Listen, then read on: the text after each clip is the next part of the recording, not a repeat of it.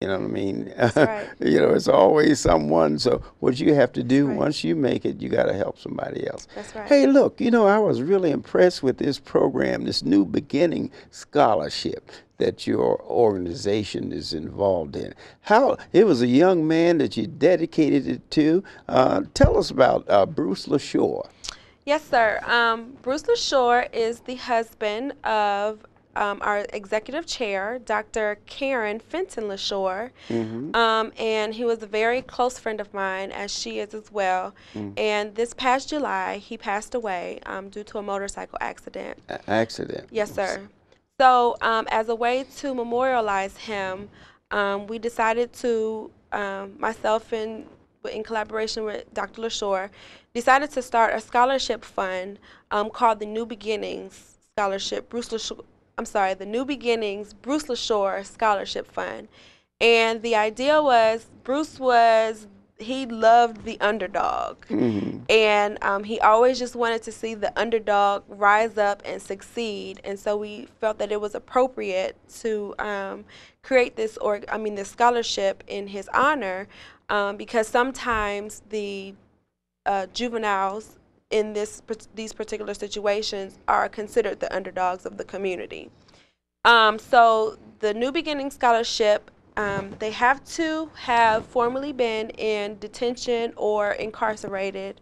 And then they're able to go through our program, our reentry program, for Mm-hmm. 1 year, 12 Mm-hmm. months. During that time, they will have to do community service Good. projects. Good. They will have to maintain a certain GPA point average, Mm-hmm. or they And would have to obtain their GED. They will be having to work towards their GED mm-hmm. and obtain it. Um, they will. Let me see. I forgot. You have your just give reference to your folder there. Okay. Mm-hmm. They would have to have completed high school in order to receive the funds, Mm-hmm. but they can be going through high school at the time of the reentry program. Mm-hmm. They have to have a cumulative grade point average of 2.5 or better, Mm-hmm. or they have to have their GED. Mm-hmm. They have to have completed 40 hours of community service.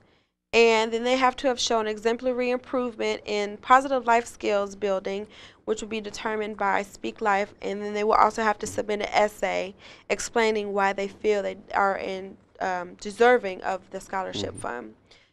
What the scholarship fund will do, it will assist them in going to an educational or vocational Good. institution Excellent. I was thinking in the their same first thing year. when you said that. I said, well, you know, they may want to do something, but how is the money is always the problem. Right, right, yes. Well, we will hopefully help them out Mm-hmm. during the first year. Mm-hmm. And this is basically based on donations. All the Yeah, right. donations that we get will Mm-hmm. go into a secure account.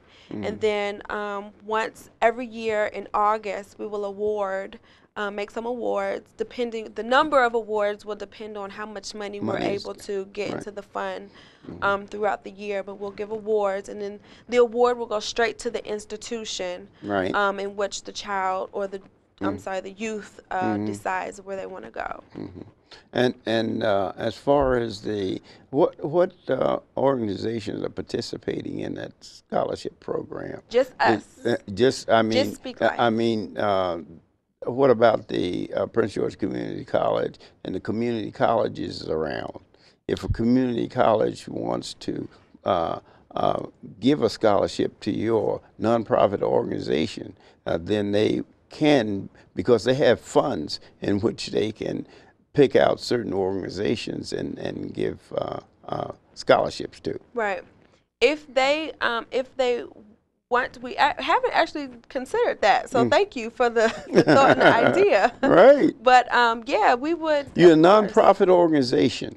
You see what I mean? So Yes. you qualify for the programs. They generally have programs for a nonprofit organization. Okay. You qualify for that through the federal government. I think that's in order to be nonprofit, you had to qualify Right, for correct. that. By being on the list, you would qualify for some of the funds of the community colleges Okay. in whatever area it is. It doesn't, like you say, it doesn't make any difference what area it is. Is the fact that the scholarship funds. The only thing your organization will be, that Speak Life Incorporated will be is monitoring it, the funds so that and selecting the individuals that you feel deserve the scholarship. Okay. Is that right? Yes. Yes. Yes. I think that's a route that you should take with Thank that. you. Is and by you being a graduate from the community college of Prince George's County, you could start there. Dr. Dukes has done I just quite took a a bit. class there. I didn't graduate from there. Okay, well, by you attending there, Okay. I think Dr. Dukes would be sensitive to that, Okay. your program. And what you can do is you can get an appointment and tell her that Ed Brown recommendation that from the Ed Brown show that you speak with the people there at Prince George Community College and make an application of your nonprofit organization with the college. Okay. And not just the community college of Prince George's County. You could also do it with the other community Right. colleges, because that community college, to me, it's so very important because of the economics. You realize that, hey, it costs $40,000 to go to the University of Maryland. I mean, Right. and in 4 years, you're talking about, hey, what is that, $160,000? You have a house note. Right. And you don't have a job. That's, after, Right. So this is a two-way thing that actually your nonprofit organization get involved with the community college and also with the political system. I think that going to the senators and the representatives of the area that you're operating in, and maybe they will sponsor, or maybe some churches will sponsor scholarship funds for your organization. I think it's very, very important, you know what I mean, that you get this point over. And I like to congratulate you and your staff Thank you. for think of others, because that's one of the themes, like I said earlier, is that you have to help each other. Right. And you're reaching out to help people that can't help themselves. That's right. And that need help. And and this scholarship fund, based on the gentleman here, Bruce LaShore.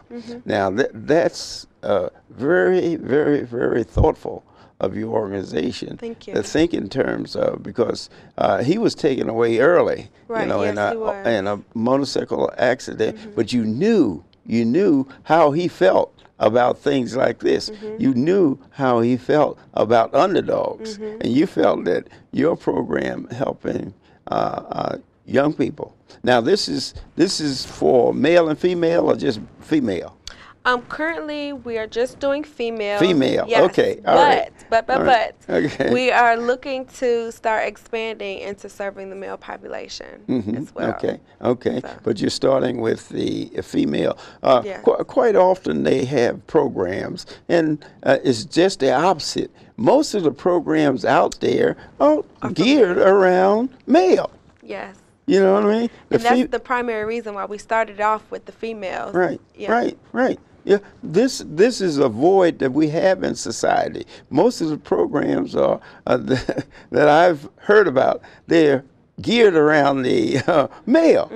You know, and then if the program works, then they'll bring in the Bring in the female. females, Yeah, right. but this is very unique idea that you have for the females, because in most cases they're left out. They are.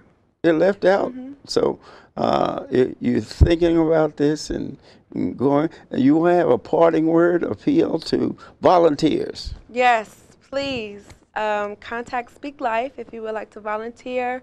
We need mentors all the time to work with these girls. Just be a mentor, give them someone to talk to, a different image than what they're used to seeing, a role model. So yes, we do welcome volunteers. Okay, the evolutionary elders. These people that have retired. They're, as Dr. Eugene Williams is head of that organization, and they're looking to work with youth in programs similar to yours. So what I will do, I will give him your phone number and your organization, because there is a lot. He's a professor at University of Maryland, and and he majored in I think English professor, and then you have some other evolutionary elders in all types of profession that feel that they need to give back to the community. Most of them are retired, and this, I think they would enhance your program. Okay, thank you so much. Thank you. All right then. And once again, I'd like to congratulate you. Thank you. For this organization. We're talking about Speak Life Incorporated, and the other thing is developing this New Beginning Scholarship for Bruce LaShore. Yes, sir. I think that's very thoughtful. Thank you. And hopefully you'll be successful, and make those contacts with the universities as far as the scholarships are concerned. And contact Mr. Eugene Williams. Thank you. I will. All right. This has been Ed Brown. I'll see you next time. But don't forget, this is the end of the program as far as Black history is concerned, but Black history continues. And once again, this is the last segment concerning the Tuskegee Airmen, the 48th Squadron of Tuskegee. Okay, take care.